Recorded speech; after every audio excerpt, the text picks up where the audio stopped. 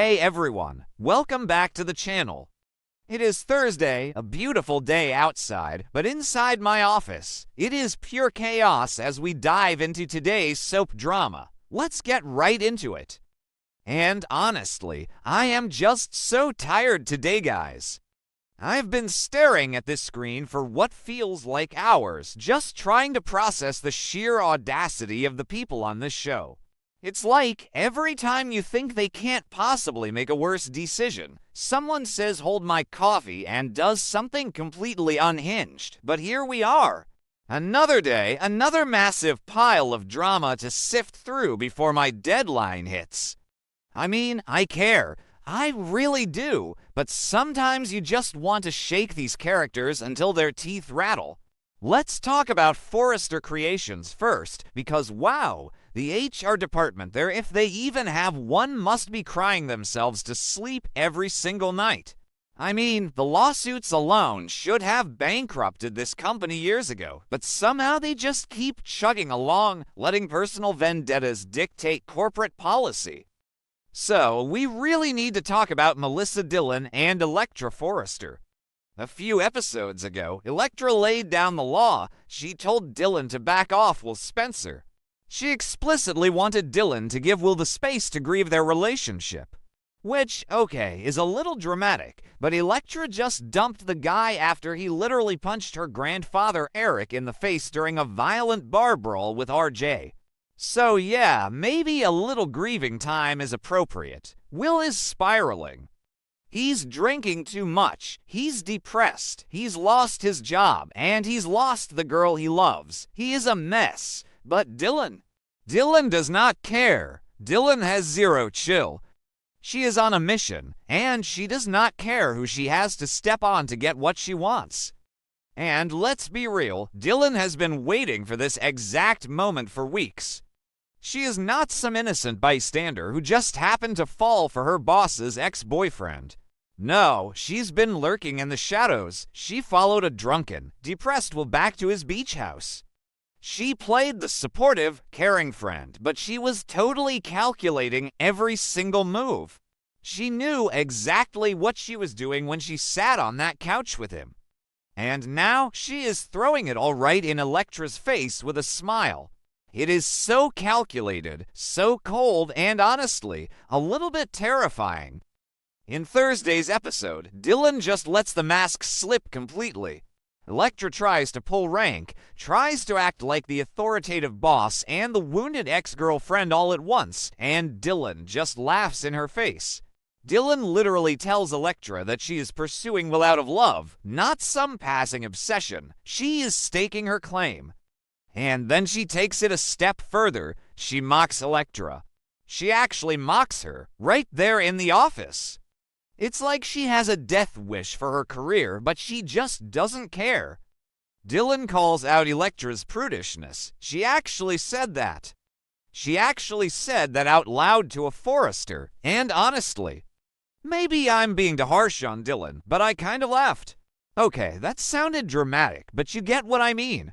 Elektra has been acting so high and mighty lately, holding everyone to these impossible standards of decorum. She expects everyone to just bow down to the Forrester legacy. But to say that to your boss, to the granddaughter of the company's founder, that is a level of boldness that borders on suicidal in the fashion industry. Elektra was visibly shocked. You could see the absolute rage bubbling up behind her eyes. Just pure, unadulterated fury. But wait, it gets worse, because Dillon doesn't just stop at insulting Elektra's personality. She drops the absolute nuclear bomb. She confesses that she spent the night at Will's house. She tells Elektra that she was on his sofa, cuddling with him until they fell asleep. She leaves out the part where she kissed him, but she makes it very, very clear that she intends to seal the deal next time. She is practically bragging about it, just gloating. She wants Elektra to know that Will is moving on, and he's moving on with her. It's a power play, plain and simple. Can you imagine being Elektra in that moment? Your ex-boyfriend, who you still clearly have deep feelings for despite the fact that he's a violent mess, is already moving on with your assistant. Elektra's fury is it's blinding.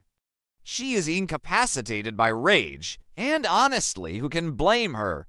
Dylan is breaking every single rule of the girl code, and she's doing it with a smug smirk on her face. It is brutal to watch. I mean, Elektra gave up Will because of her family's pressure, because Ridge demanded it, but that doesn't mean she stopped loving him. And now Dylan is swooping in like a vulture. So what happens next? Elektra is probably going to march right up to the executive suite and demand that Dylan be fired immediately. But will she actually get her way? I don't know. Steffy Forrester Finnegan actually really likes Dylan. She sees something in her, maybe that same ruthless ambition that Steffy herself has always had. Steffy respects people who go after what they want. And Ridge hates workplace conflict. He absolutely hates dealing with HR issues. He just wants everyone to design clothes and make money. I mean, Ridge just punched Bill Spencer in the face a few weeks ago, so he's not exactly in a position to lecture anyone about professional behavior. Ridge will probably just wave his hands and tell the girls to work it out themselves. He'll tell Elektra to focus on her jewelry line, assuming he ever unpauses it after all the Logan drama, and ignore the personal mess, which is just going to make Elektra even more furious. The tension in that building is going to explode. And let's not forget RJ in all of this. RJ manipulated that whole bar fight. He ducked so Eric would take the punch. RJ is playing the golden boy, but he's just as toxic as Will. If Elektra figures that out, this whole dynamic is going to shift again. Let's zoom out for a second and look at the bigger pattern here. The Forresters and the Spencers have been at each other's throats for decades. It's a cycle of violence, betrayal, and corporate espionage that just never ends. And Will Spencer is right in the middle of it. He grew up watching his father, Bill Spencer, destroy lives to get what he wants. He watched Ridge Forrester act like the moral authority of Los Angeles while simultaneously treating the women in his life like disposable accessories. Will is a product of his environment. So when he punched Eric, yes, it was horrible. Yes, it was violent, but is anyone really surprised? The kid has been under immense pressure. Katie forced him to keep Hope's defection a secret. He had to lie to Elektra, the woman he loves, every single day. That kind of stress is going to make anyone snap, and RJ. RJ knew exactly what he was doing when he provoked Will at the bikini bar. RJ is the real villain in that scenario, playing the victim while actively trying to steal Elektra. It's classic Forrester manipulation. And speaking of manipulation, let's talk about Katie and Brooke. Brooke is acting like the ultimate victim right now because Hope left Forrester Creations. Brooke actually went to Logan and smashed a monitor in a fit of maternal rage. She officially disowned Katie. She shattered the Logan sisterhood over a business decision. It is so incredibly toxic. Hope is a grown woman. She has the right to take her brand, Hope by Logan, wherever she wants. Especially after Steffy and Ridge repeatedly disrespected her and shelved her designs. Hope finally took control of her own destiny, and Brooke is punishing her for it. It makes you wonder what kind of mother Brooke really is. Does she want Hope to succeed, or does she just want Hope to remain under the Forrester thumb so Brooke can maintain her own proximity to Ridge? It's a question worth asking. And poor Zende Forrester Domings finally gets promoted to lead designer for Hope for the future, and 5 minutes later, Hope takes the brand to a rival company. Zende is devastated. His career is in shambles again, and now there are rumors that Thomas Forrester might return from abroad to help Ridge and Steffy relaunch the brand without Hope. Can you imagine the drama if Thomas comes back? The psychological warfare that would unleash. It would be incredible television, but it would absolutely destroy whatever is left of Hope and Thomas's dynamic. Okay, let's pivot. Let's get away from the Forrester Creations drama and head over to the hospital because things are getting incredibly dark over there. John Finn Finnegan is currently in the process of making the biggest mistake of his entire life. And I am sitting here screaming at my screen because it is so incredibly obvious what is happening. Finn is a smart doctor, but when it comes to his mother, he has a massive blind spot.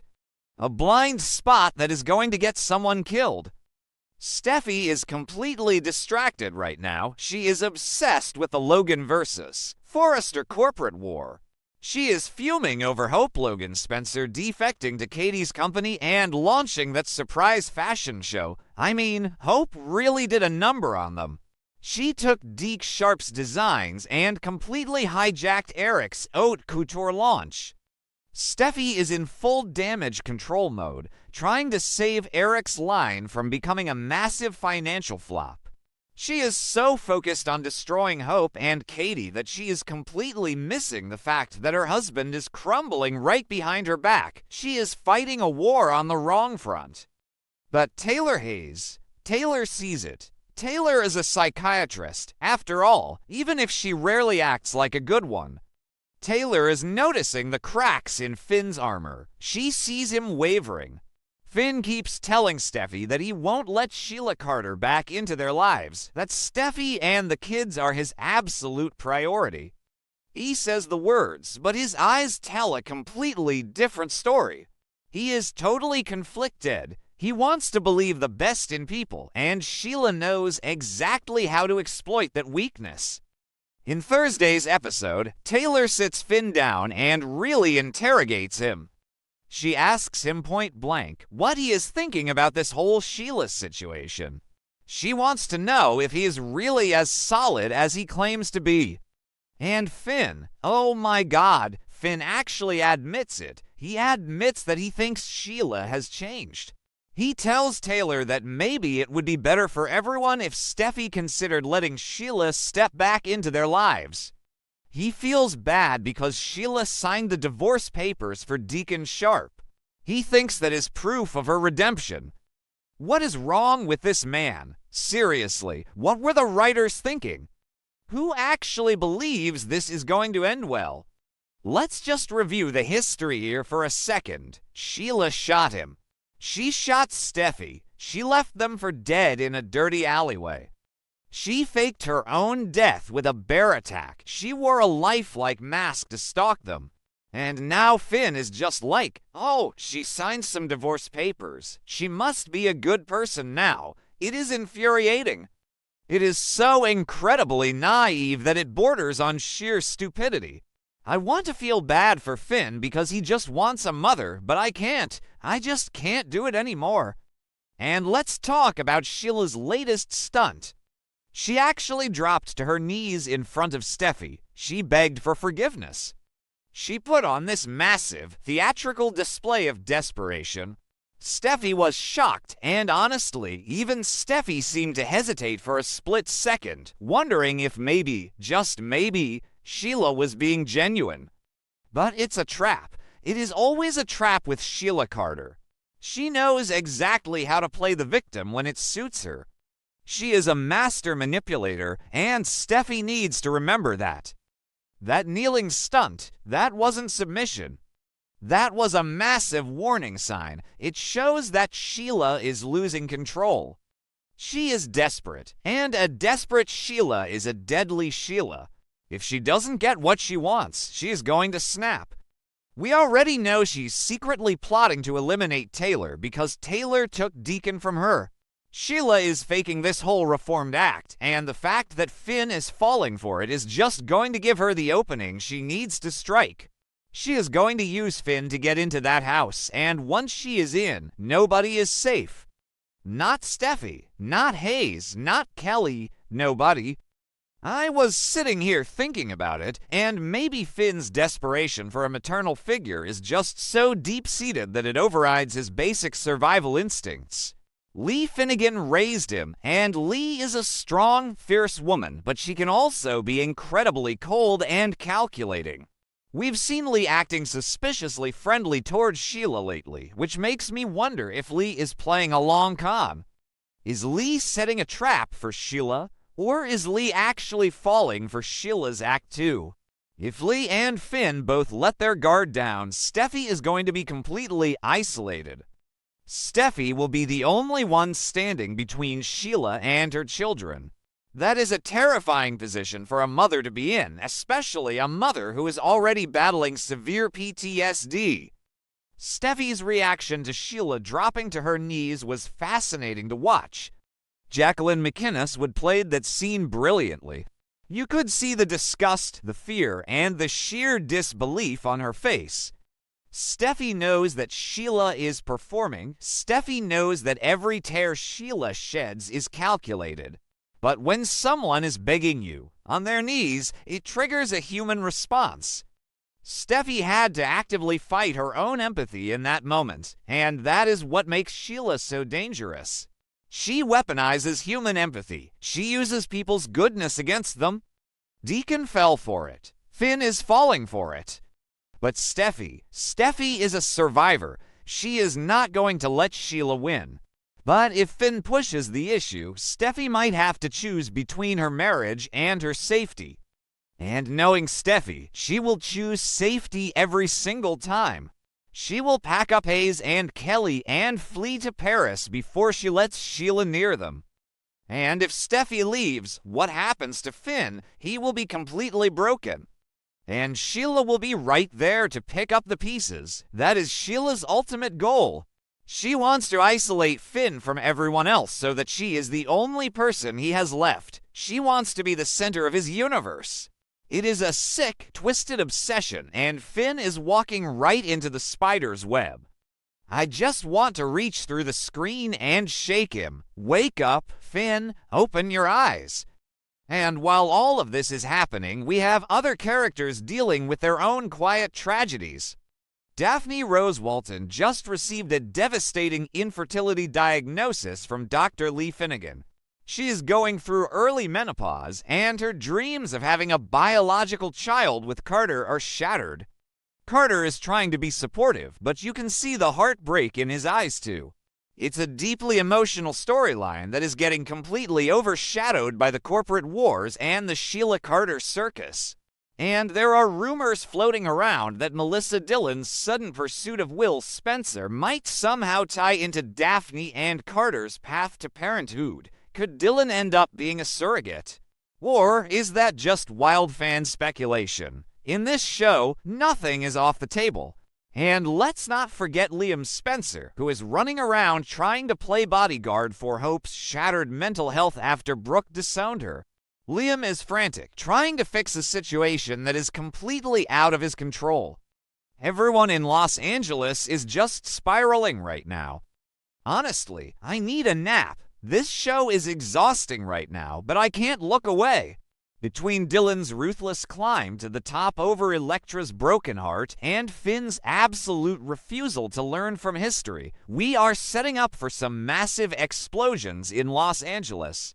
You guys, let me know what you think. Am I being too harsh on Finn? Is Dillon actually kind of iconic for her boldness? Drop your thoughts, because I need to know I'm not the only one losing my mind over this mess. I am going to go grab another cup of coffee and brace myself for whatever insane twist they throw at us tomorrow.